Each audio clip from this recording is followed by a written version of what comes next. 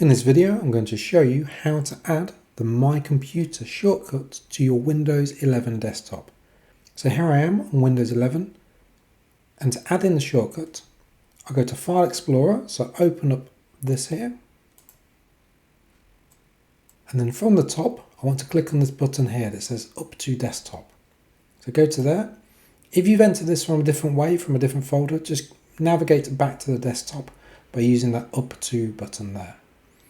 Once you've done that, you'll see there's this one here which is called This PC.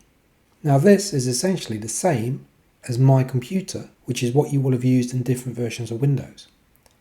So click on that and then drag and drop. I'll move this out of the way, and you can see that the This PC shortcut has been created.